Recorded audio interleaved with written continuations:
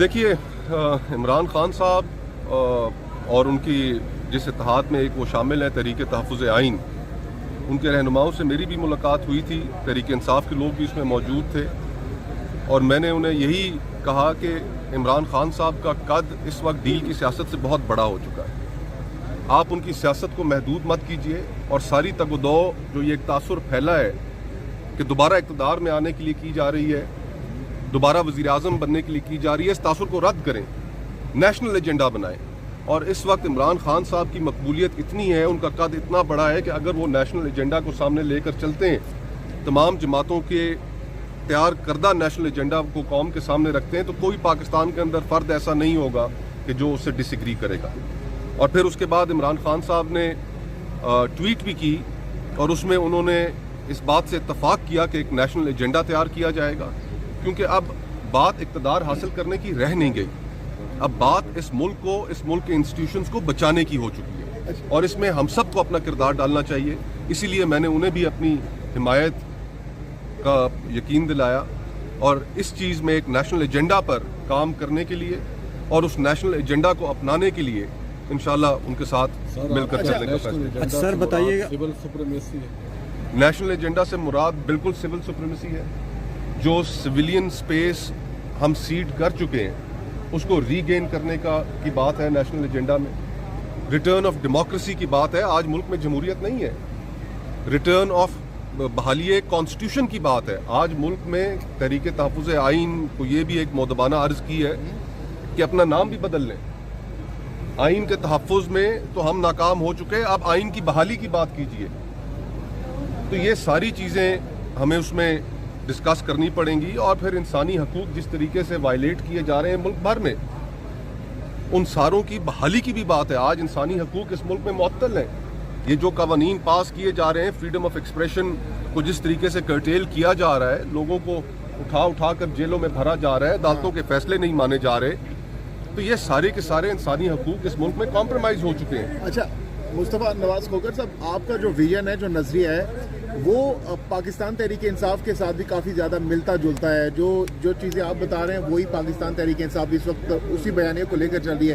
क्या मुस्तकबिल करीब है, अगर आपको इमरान खान साहब इन्वाइट करते अपनी पार्टी में, तो पार्टी में जाएंगे, पीटीआई ज्वाइन करेंगे? देखें, अभी तो हम तहरीक तहफ़्फ़ुज़ आइन के प्लेटफॉर्म से इकट्ठे मिलकर चलने का हमने आदा किया है।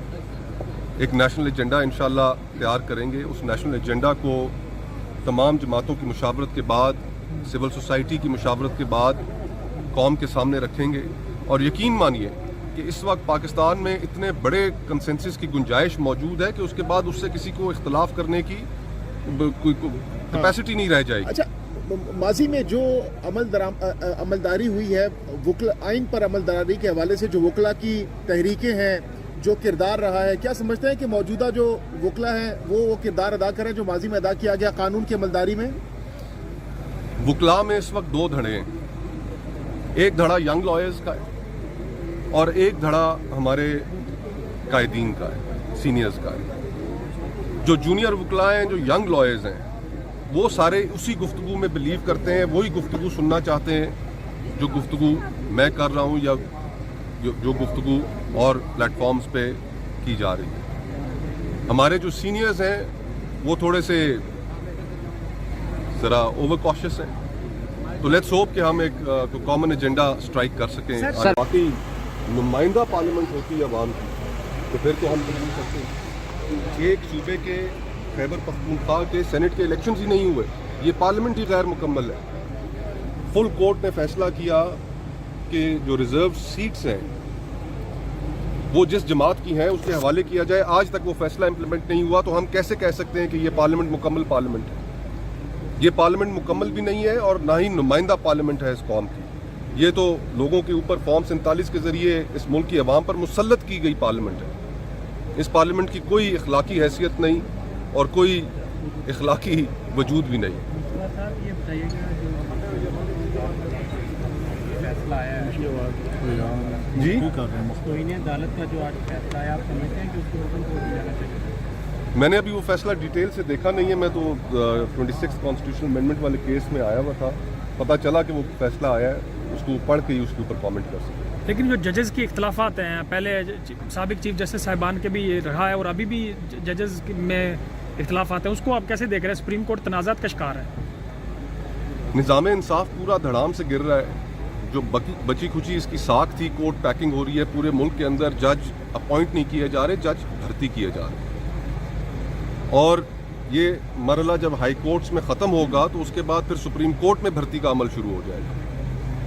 کورٹ پیکنگ اوپر سے لے کے نیچے تک کی جا رہی ہے اس ملک میں. نظام انصاف کی بچی کچی ساکھ بھی ختم ہو چکی ہے.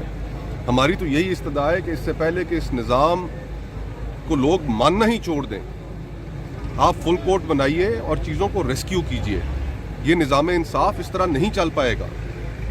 اس نظام انصاف سے لوگوں کو بہت زیادہ گلے شکوے بھی ہیں اور جائز گلے شکوے ہیں. ماضی میں جو کچھ یہ سپریم کورٹس اور ہماری اعلیٰ عدالتیں کرتی رہیں، ڈکٹیٹرز کو آئین میں ترامیم کی اجازت، ان کو ملک میں حکمرانی کرنے کی اجازت، سویلین پرائم منسٹرز کو جیلوں میں پھینکنا، ان کو نااہل کرنا، پھانسیوں پہ چڑھانا، یہ سپریم کورٹ کے جرائم میں شامل ہے.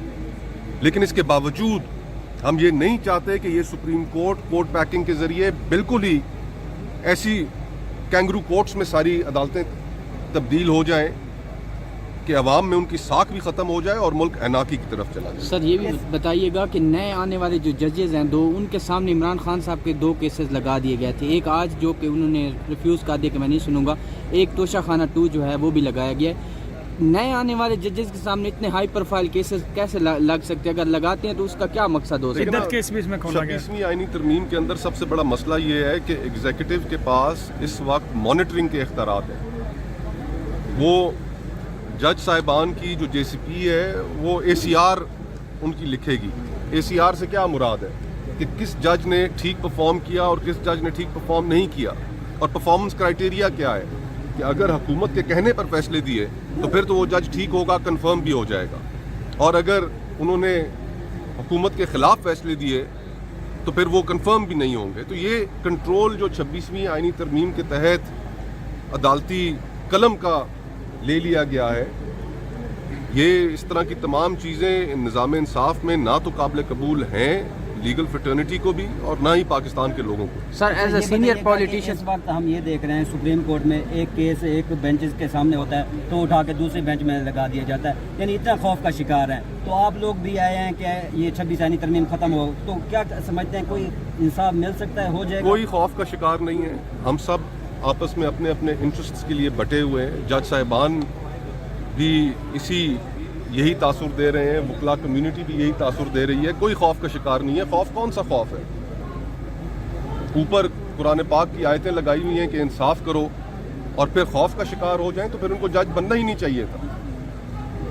قانون اور آئین کے مطابق فیصلے کریں، اور قانون اور آئین کے مطابق کیے گئے فیصلے لوگوں کو قابل قبول سر ایز اے سینئر پولیٹیشین آپ کیا دیکھتے ہیں عمران خان صاحب جو ہے وہ کب تک باہر آ رہے ہیں؟ کیونکہ عدالتوں سے جو ہو رہا ہے اور اب جو ایکسٹرنل